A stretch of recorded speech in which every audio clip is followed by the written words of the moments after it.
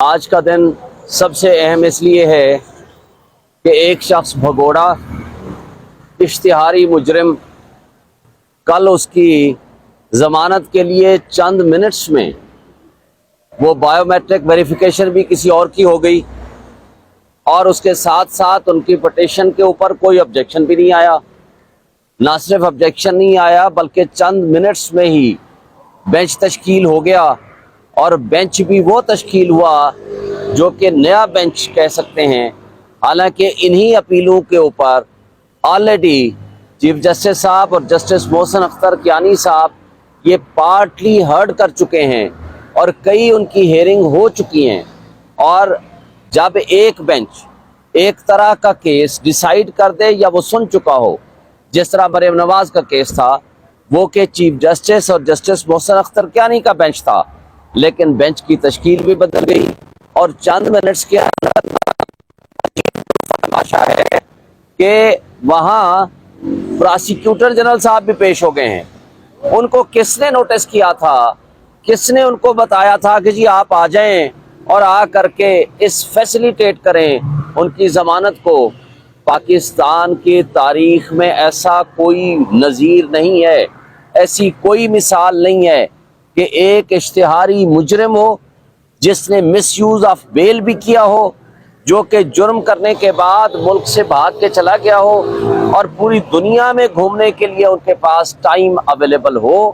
پوری دنیا کے لیے وہ صحت مند ہو، لیکن پاکستان میں آنے کے لیے صحت مند نہ ہو، اور اس کے بعد اشتہاری ہونے کے بعد ان کو کسی طرح کی ضمانت دیا جانا یہ قرین انصاف نہیں ہے۔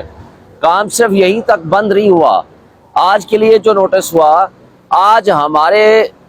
دو پٹیشنز عمران خان صاحب کی ضمانت گرفتاری کے حوالے سے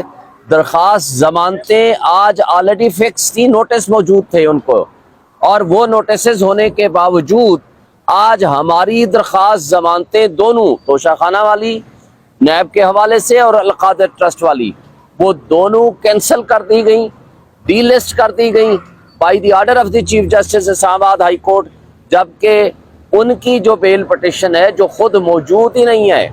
جو اس ملک سے اربوں روپے لوٹ کے ملک کو کھا گیا اور ملک سے باہر چلا گیا، اور قانون اور انصاف کا نظام ان کے لیے ہاتھ جوڑ کے کھڑا ہے کہ جی آئیں آپ کو ہم آ کر کے ریلیف دیں۔ لیکن یہ قابل افسوس بات ہے، پاکستان میں اگر عدلیہ کے اوپر اعتماد اٹھ گیا،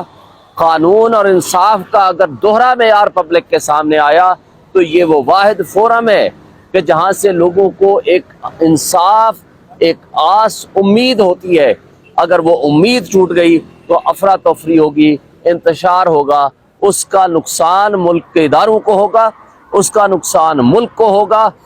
کیا انصاف کی نظر میں، قانون کی نظر میں ہر شخص برابر نہیں ہے؟ جس کے اوپر آلریڈی نوٹسز ہو چکے ہیں ہماری درخواست ضمانتوں کے، ان کو تو آپ کینسل کر دیتے ہیں by the order of the court, اور ہمیں نوٹس ہونے کے باوجود آج ہمارے کیسز نہیں فکس ہوتے،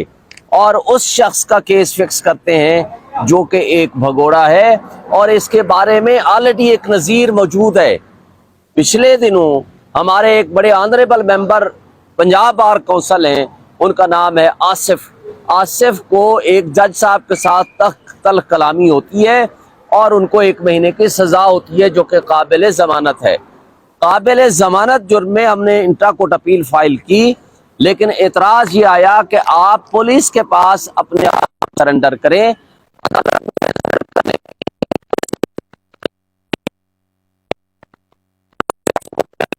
جسٹس طارق مسعود صاحب اس کورٹ میں بیٹھ کے ان کا جو آرڈر کا ہے وہ یہ کہتا ہے کہ جناب جب تک آپ اپنی گرفتاری نہیں دیں گے پولیس کے پاس، عدالت میں سرنڈر کرنے کی کوئی قانونی حیثیت نہیں۔ پاکستان میں اگر عدلیہ کے اوپر اعتماد اٹھ گیا، قانون اور انصاف کا اگر دوہرا معیار پبلک کے سامنے آیا، تو یہ وہ واحد فورم ہے کہ جہاں سے لوگوں کو ایک انصاف، ایک آس، امید ہوتی ہے۔ اگر وہ امید ٹوٹ گئی تو افراتفری ہوگی، انتشار ہوگا، اس کا نقصان ملک کے اداروں کو ہوگا، اس کا نقصان ملک کو ہوگا۔ کیا इंसाफ की नज़र में, कानून की नज़र में हर शख्स बराबर नहीं है। जिसके ऊपर ऑलरेडी नोटिसेस हो चुके हैं हमारी दरख्वास्त जमानतों के, उनको तो आप कैंसिल कर देते हैं by the order of the court, और हमें नोटिस होने के बावजूद आज हमारे केसेस नहीं फिक्स होते और उस शख्स का केस फिक्स करते हैं